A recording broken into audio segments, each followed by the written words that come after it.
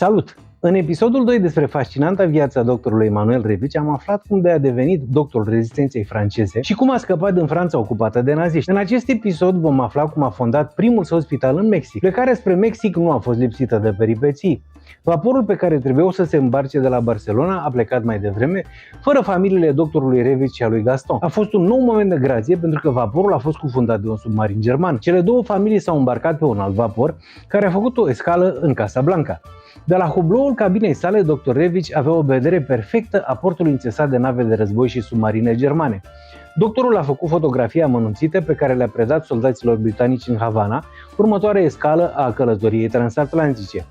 Călătoria în sine s-a petrecut într-o atmosferă de teroare, întrucât multe vase erau torpilate de submarinele germane și toți pasagerii știau asta.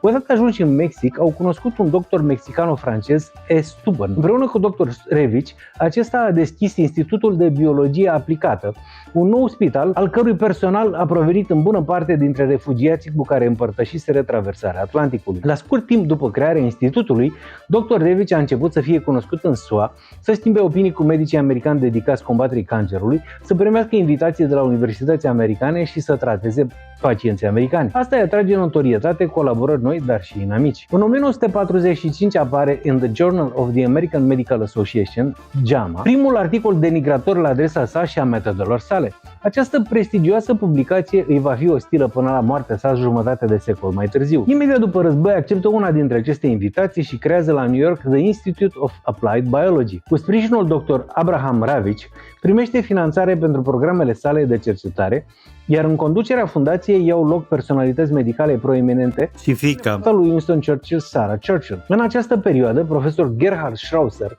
unul dintre principalii cercetători ai cancerului în acea vreme, a declarat despre dr. Revici: au fost Hipocrate, Galen și Paracelsus. El este unul dintre ei. Dr. Maurice Mann, inventator fizician, a declarat: Revici este cu 50 până la 100 de ani înaintea timpului său în ce privește cunoștințele despre steroizi. Numai munca sa cu steroizi este uluitoare. Nu sunt demn să-i leg și returile. Peste 100 de ani, oamenii vor spune: nu-i păcat cum l-au tratat oamenii pe Revici când era în viață? Tot din această perioadă datează prietenia cu Albert Einstein, cu care dr. Revici coresponda frecvent. În următorul episod vom începe seria descoperirilor medicale ale doctorului Revici. Dacă nu vrei să-l pierzi, te rog să-mi dai follow și să te abonezi la canalul meu de YouTube.